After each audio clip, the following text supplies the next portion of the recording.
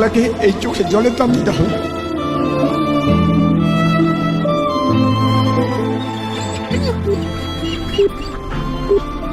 The number you are trying to call is currently not reachable. Please try again later. The CBI has ruled out gang rape in the RG Kaur rape and murder investigation, solely fixing the crime on one accused. The CBI, while informing the Calcutta High Court. Hello, হ্যাঁ এসে গেছি। জলদি আয়, এখানে কটা ছেলে আমায় follow করছে। প্লিজ তাড়াতাড়ি আয়। দাঁড়া, আমি ঘুরে আছি। আজকে আমরা কি ধরনের অত্যাচার আমাদের সহ্য করতে হচ্ছে?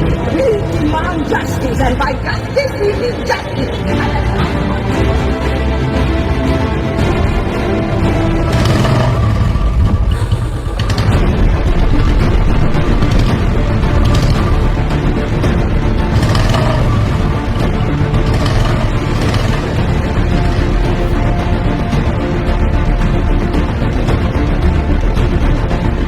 আজকে তুই যদি ঠিক টাইমে না আসতিস। কি হলো, তোর বাড়ির লোক 10 লাখ টাকা পেতো?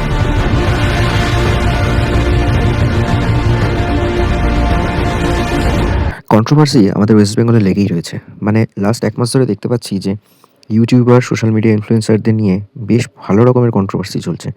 এক তো সায়ক সেই জানুয়ারি মাস থেকে দেবলীনা নন্দী, সেখান থেকে অনেক কিছু চললো। তারপর আবার সেটা থেকে গরুর মাংস, অলিপাপ। এখন রিসেন্ট যেটা হয়েছে যে নন ইনসেনের যে শ্রমিক অধিকারী, তাকে পুলিশ গ্রেপ্তার করেছে। কেন করেছে না, বলা হচ্ছে যে সে নাকি তার নিজের গার্লফ্রেন্ডকে দমদমের একটা ফ্ল্যাটে আটকে রেখে তার উপর মানসিক ও শারীরিক অত্যাচার করেছে, এবং তারপর মেয়েটি সেখান থেকে পালিয়ে এসে পুলিশে যখন অভিযোগ জানায়, তারপর তাকে গ্রেপ্তার করা হয়েছে। এবার গ্রেপ্তার আবার এমনি করা হয়নি, সেক্ষেত্রে দেখা যাচ্ছে যে ছেলেটির বাড়ি তো বেহালা, সাউথের দিকে, কিন্তু সে তার মামার বাড়ি নাকের বাজারে চলে এসেছিল এবং গা ঢাকা দিয়ে রেখেছিল। পুলিশ সেখান থেকে গুপ্তচর লাগিয়ে জানতে পারে যে ছেলেটি নাকের বাজার দমদম এরিয়ায় ঘুরছে। দেন সেখান থেকে তাকে ধরে এনে মেডিকেল টেস্ট করা হয়েছে, মেয়েটিরও মেডিকেল টেস্ট করা হয়েছে। প্রশ্ন হচ্ছে যে মানে এই শ্রমিক অধিকারী তার নিজের গার্লফ্রেন্ডকে আটক করলো কেন, তার উপর মানসিক শারীরিক অত্যাচার করলো কেন? এটাও বলা হচ্ছে তার উপর নাকি গ্যাং রেপ করা হয়েছে বা রেপ করা হয়েছে, ডোন্ট নো। এই ধরনের কাণ্ডগুলো হওয়া কি কাম্য?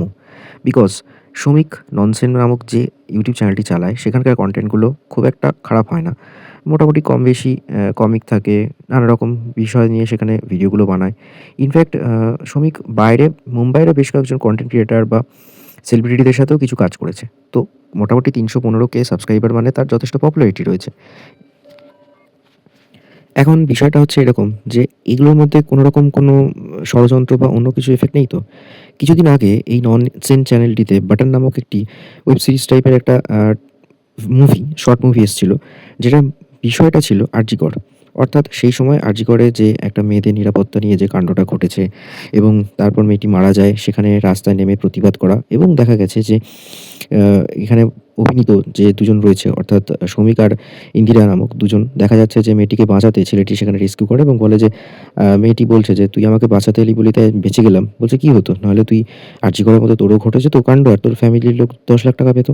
মানে ওখানে যে বাটন নামক ওয়েব সিরিজ বা শর্ট মুভিটি দেখানো হয়েছে, তার মুখ্য বিষয়টা দেখানোই হচ্ছে যে পুরোপুরি টার্গেট করা হয়েছে রাজ্য সরকারকে, এবং রাজ্য সরকারকে নানাভাবে মানে তীরবিদ্ধ করা হয়েছে। আমি যতটা সম্ভব দেখলাম, দেখে যেটুকু বুঝলাম যে কনসেপ্ট ছিল এটাই, আরজি কর এবং তার সাথে মেয়েদের নিরাপত্তা দিতে রাজ্য সরকার ব্যর্থ। তো সেটার পরে কী কাণ্ডটা হয়েছে এটা নিয়ে অনেকে কথা বলছে, এবং রীতিমতো এখানে টিএমসি বিজেপি তরজা লেগে গেছে। মানে ইউটিউবার সে একটি মেয়েকে আটক করলো এবং সেখান থেকে তার মেডিকেল টেস্ট এবং ছেলেটিরও মেডিকেল টেস্ট, তারপর তাকে পুলিশ ধরে নিয়ে কোর্টে প্রডিউস করছে। সেখান থেকে ব্যাপারটা চলে গেছে কত দূর। তাহলে ভাবুন, এখনকার দিনে যে কন্ট্রোভার্সিগুলো হয়, সবসময় যে পলিটিক্যালি ব্যাপারটাকে বায়াস্ট করা হচ্ছে তা নয়, কিন্তু কিছু কিছু ক্ষেত্রে দেখা যাচ্ছে যে পলিটিক্যালি বায়াস্ট হয়ে যাচ্ছে এবং সবাই যে যার মতো মাঠে নেমে পড়েছে। শ্রমিক অধিকারী সে নিজে বলছে আমাকে ফাঁসানো হয়েছে। কেউ কেউ এটাও বলছে যে এই বাটন নামক যে ওয়েব সিরিজটি বেরিয়েছিল, তারপরেই নাকি অনেকে বলেছিল যে তার কাছে থ্রেট কল এসছে। তার কিছু ইন্টারভিউ নেওয়া হয়েছে, পডকাস্টে সে বলেছে যে আমাকে এরকম সিচুয়েশনের মুখে না পড়তে হয় যে উপর মহল থেকে আমাকে চাপ দেওয়া হয়। তা এখন ঘটনা হচ্ছে এটা কি সত্যি নাকি সাজানো? মেয়েটার গায়ে কিন্তু কিছু আঘাতের চিহ্ন পাওয়া গেছে, তাকে নাকি হোমিওপ্যাথি ডাক্তারের কাছে নিয়ে যাওয়া হয়েছিল, সেটা নিয়ে ফেসবুকেও প্রচুর লেখালেখি বেরিয়েছে। মেয়েটা কে আসলে? সে কি সত্যি তার গার্লফ্রেন্ড নাকি অন্য কেউ? নাকি কেন, কী জন্য? মানে কেউ তার নিজের গার্লফ্রেন্ডকে এভাবে আটক করে 2রা ফেব্রুয়ারি থেকে 3রা ফেব্রুয়ারি এভাবে আটক করে তার উপর অত্যাচার করা, এবং তারপর মেয়েটা সেখান থেকে পালালো, তারপর পুলিশে গিয়ে ডায়েরি করলো।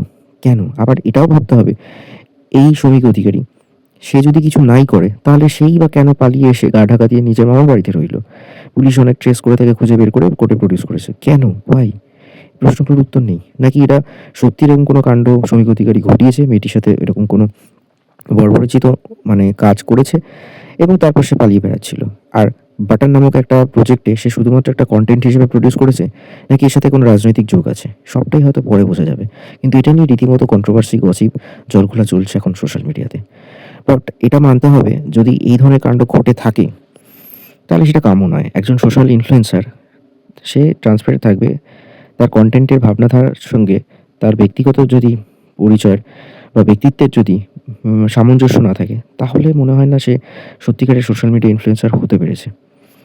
একজন ভালো কন্টেন্ট ক্রিয়েটার হয়ে যদি তার ব্যক্তিগত জীবনে যদি এই ধরনের গালিমা লিপ্ত হচ্ছে এবং সেটা যদি তার পরিচয় হয়, তাহলে সেটা কখনোই তার চ্যানেলকে গ্রোথ করতে সাময়িক সাহায্য করলো, ওভারঅল ফিউচারে গ্রোথে খুব একটা সাহায্য করবে না বলে মনে হয়। Stay tune on Bong stories.